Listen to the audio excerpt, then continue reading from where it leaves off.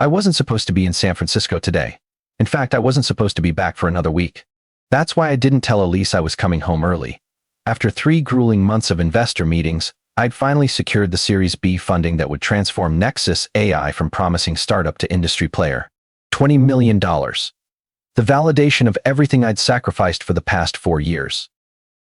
I wanted to surprise her. Something different from our usual video calls where she'd smile tiredly and I'd promise things would get easier once we scaled.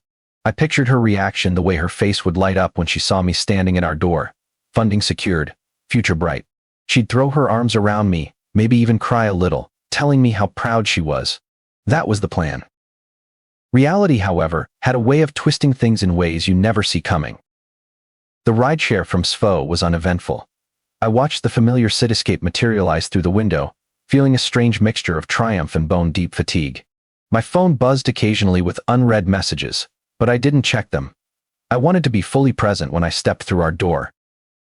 But as the car turned onto our street in Soma, something felt off. Cars lined the curb outside our building more than usual for a Thursday afternoon. Not just any cars either.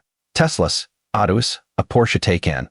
The kind of vehicles that populated tech industry networking events, not our residential block. "Looks like someone's having a party," the driver commented as he pulled up. I nodded absently, a strange unease settling in my stomach. As I approached our building, I noticed small groups of people smoking near the entrance, holding wine glasses, engaged in animated conversation. I recognized a few faces: VCs, tech journalists, product managers from competing firms. My phone buzzed again.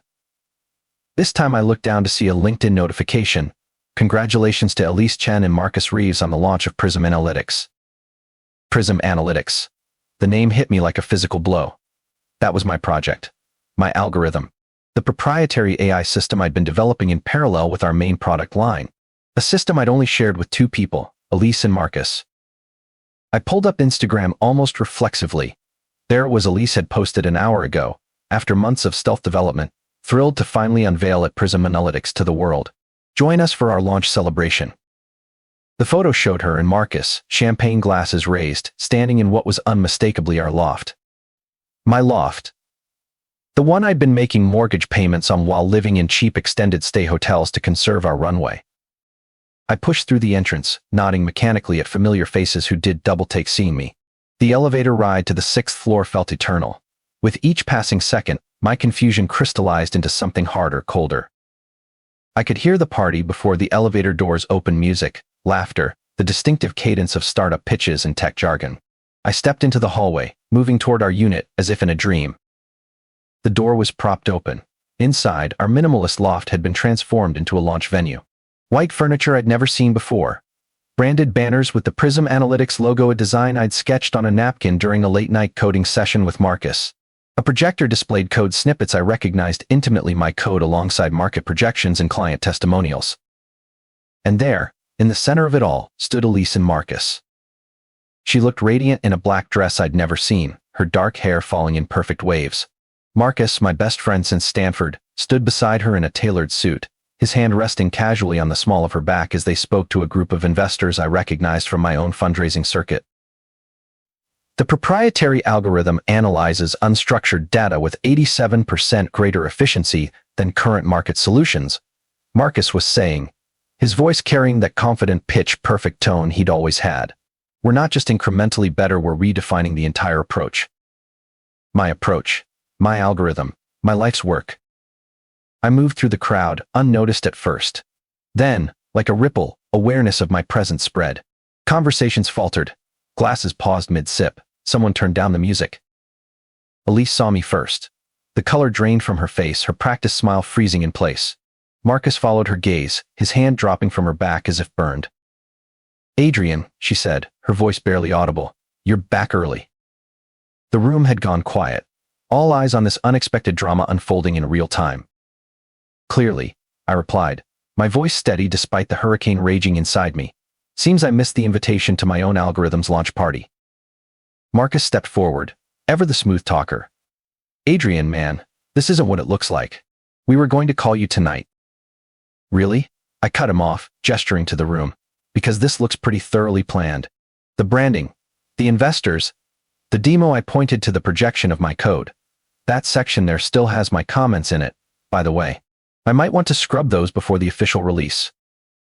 A murmur rippled through the crowd. I noticed several investors exchanging concerned glances. Adrian. My mother's voice. I turned to see Vivian Mercer, tech industry veteran and my first angel investor, approaching with a tight smile. Let's take this somewhere private, shall we? No need to create a scene. A scene? I echoed, a bitter laugh escaping me. You knew about this too? Her silence was answer enough. I turned back to Elise and Marcus, who stood frozen like guilty children caught in the act. How long? I asked, my voice dangerously quiet. How long have you been planning to steal my work? It's not stealing, Elise finally found her voice. We're all part of Nexus. This is just a pivot. A strategic restructuring. Without the founder, I challenged. Without the CTO who wrote every line of that algorithm. Marcus stepped closer, lowering his voice. Look, while you were chasing funding, we were here actually building something. The investors wanted a change in leadership. They wanted. Which investors? I cut in, scanning the room. Because I just closed a $20 million Series B with Threshold Ventures.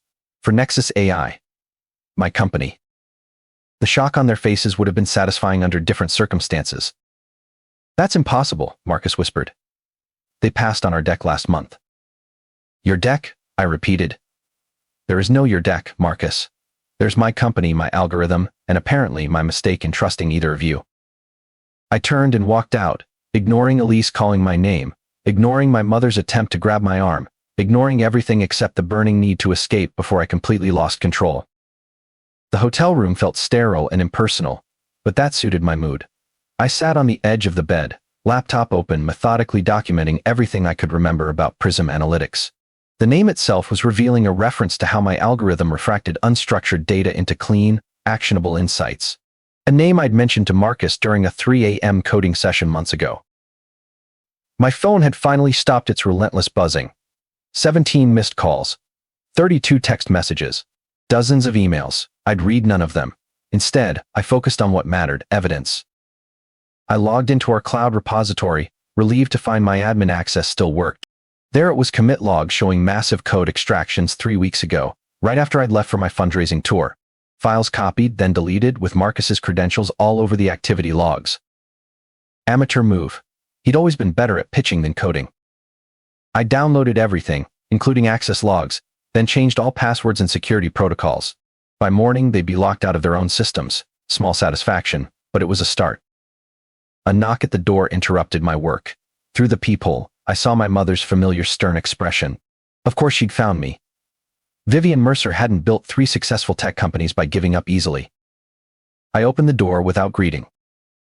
May I come in? She asked, her voice carefully neutral. I stepped aside. She entered, surveying the modest room with barely concealed disapproval. The Four Seasons had no availability? She asked dryly. I'm conserving runway, I replied. Something I learned from you. She nodded, conceding the point. You caused quite a stir today. I caused? I laughed incredulously. That's your opening? She sighed, setting her designer handbag on the desk. Adrian, business is business. Personal feelings can't interfere with strategic decisions. Is that what this was? A strategic decision to steal my intellectual property? Nothing was stolen, she countered. Elise and Marcus saw an opportunity to accelerate the go-to-market strategy, while you were focused elsewhere. They brought me a compelling case for restructuring. Restructuring, I repeated flatly. Is that what we're calling a coup now? Don't be dramatic. They were planning to offer you a significant equity position and CTO role. How generous, offering me a position in my own company. My mother's expression hardened. Your company that was burning cash with no clear path to market. Your company that had already missed 2 product milestones. Your company that would have failed without intervention. Her words stung because they contained a kernel of truth. I had been so focused on perfecting the algorithm that commercialization had taken a back seat. But that didn't justify what they'd done. So you funded them, I said, the final piece clicking into place. You funded their spinoff with my technology. She didn't deny it. I made a business decision. Elise has the marketing vision you lack. Marcus has the network and presentation skills. They needed your technology, yes, but you needed their execution. And nobody thought to just tell me this? To have an honest conversation? Would you have listened? She challenged. You've been obsessed with perfecting that algorithm for years. Every time someone suggests taking it to market, you find another optimization, another edge case to solve. I turned away, unable to argue that point. My perfectionism was well documented. That doesn't make what they did right, I said finally. Perhaps not, she conceded. But it made business sense. I looked at her then, really looked at her. Vivian Mercer, the woman who taught me to code when I was 8. Who'd funded my first startup when I was 22.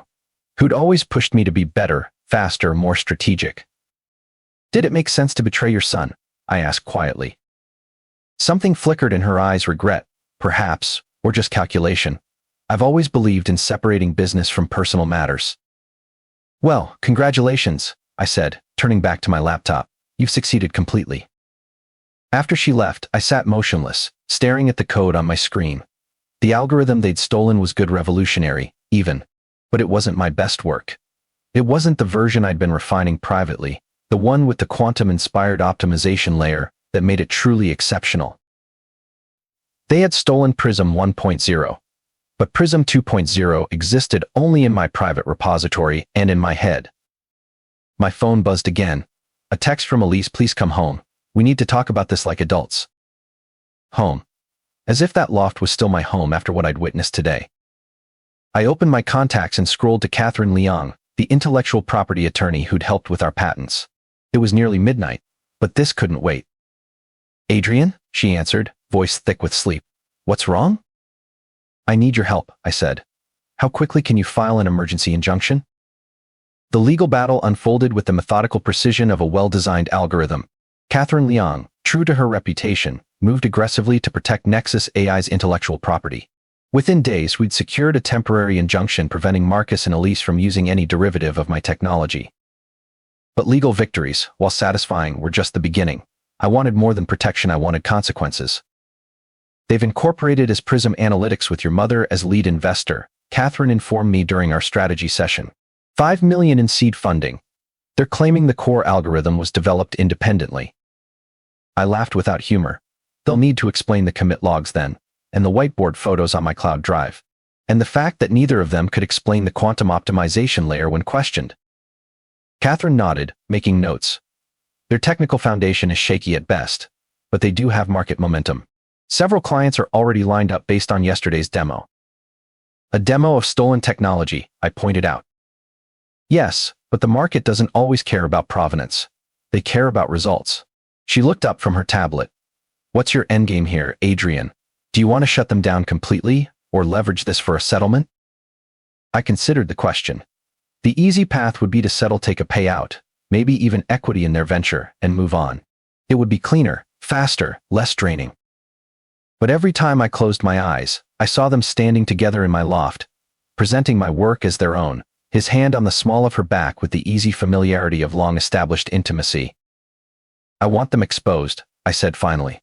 I want the industry to see exactly who they are and what they've done. The first cracks in Prism Analytics appeared 3 weeks later. Despite the injunction, Marcus and Elise had pushed forward with modified technology, a hastily constructed alternative that mimicked my algorithm's interface but lacked its fundamental innovations. Their first client, a mid-sized financial services firm, deployed the system for fraud detection. The results were disastrous. False positives flooded their security team, while actual fraudulent transactions slipped through undetected. The client publicly dropped Prism, citing catastrophic performance issues. I watched from afar, saying nothing publicly while ensuring our own product development accelerated. Nexus AI's core team had rallied around me, working with renewed purpose. The betrayal had become a unifying force, a common enemy to overcome. Their system failed because they don't understand the noise filtering protocols, Rajay explained during our daily stand-up. They copied the interface but missed the underlying architecture. How long before they fix it? I asked. He shrugged. With their current team, months, maybe never. Marcus is a business guy playing engineer, and their actual engineers don't have the theoretical background to rebuild what you created. I nodded, satisfaction warming my chest. And our timeline? We're ready for beta testing next week. The new optimization layer is performing beyond expectations. Good. Push it live as soon as it's stable. I want our solution in the market before they can recover from this setback. As Prism struggled technically, I executed the next phase of my strategy. Through carefully cultivated industry contacts, I ensured that every potential client and investor knew about their technical failures. Not through direct communication that would seem petty, but through the subtle information flow that characterized Silicon Valley's ecosystem. A casual comment at a networking event. A thoughtful question during a panel discussion. A strategic introduction that led to revealing conversations. Within the insular tech community, reputation was currency, and Marcus and Elise were rapidly going bankrupt. Their funding began to dry up. My mother, ever the pragmatist, quietly distanced herself from their venture. Potential clients grew hesitant, waiting to see if Prism could recover from its early stumbles. Then came the moment I'd been waiting for. My phone lit up with Elise's name for the first time in weeks. I stared at it, heart pounding despite my best efforts at detachment. Against my better judgment, I answered. Adrian. Her voice was strained, missing its usual confident polish. We need to talk. I believe our lawyers are already in communication, I replied coolly. This isn't about lawyers. It's about the technology. She paused. We're having implementation challenges. I said nothing, letting the silence stretch uncomfortably. The system isn't performing as expected, she continued, professional pride clearly costing her. The optimization layer, there's something missing from the documentation. Is there? I feigned surprise. How unfortunate. Adrian, please. Our clients are depending on this technology. Real businesses with real needs. Businesses that contracted with you under false pretenses, I pointed out, for technology you stole and don't understand. We didn't, she began, then stopped herself. Look, we made mistakes. I acknowledge that. But punishing us punishes innocent third parties too. Collateral damage, I said, echoing the cold business logic my mother had used. Just the cost of doing business, right? Her frustration was palpable even through the phone. What do you want, Adrian? An apology? Fine, I'm sorry. We should have handled it differently. But we can still make this work. A partnership, shared credit. I almost laughed at the audacity. Now you want a partnership, after launching without me. After stealing my work.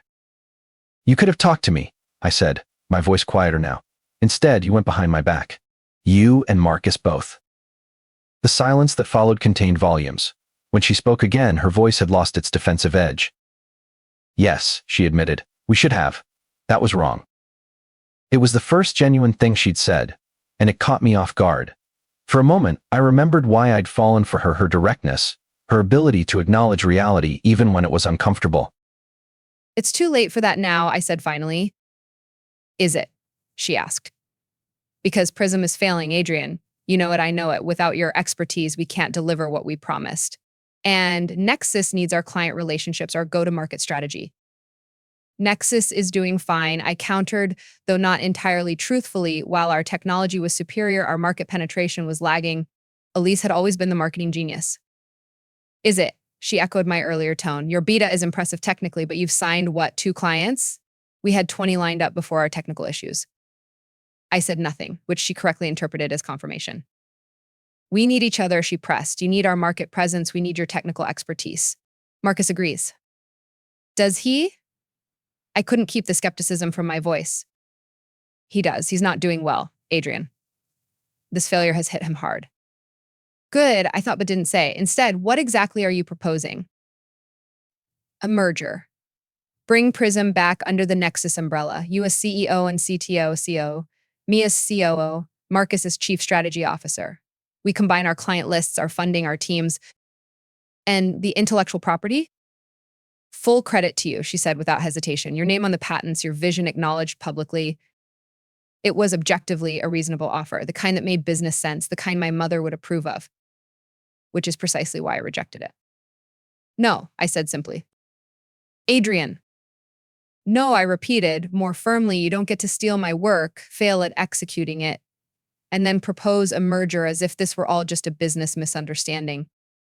Then what do you want? Frustration edged her voice again.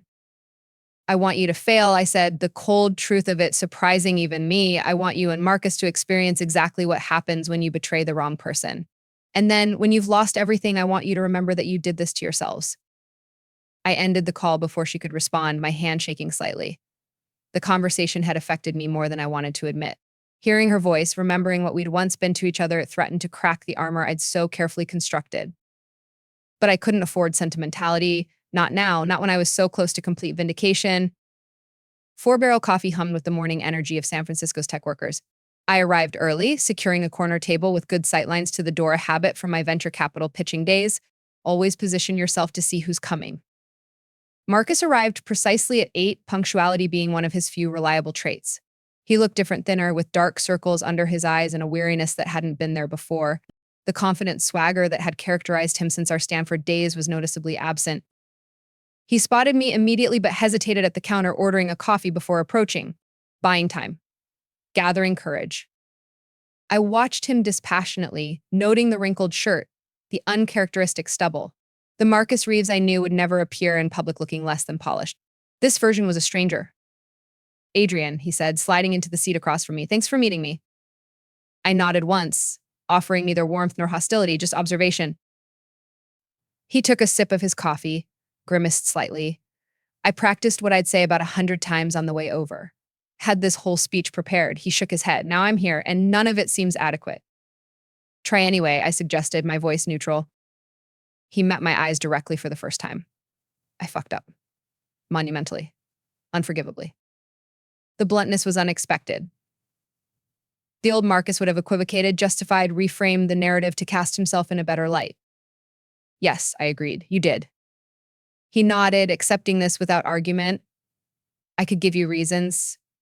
Explanations about feeling sidelined while you focused on the algorithm.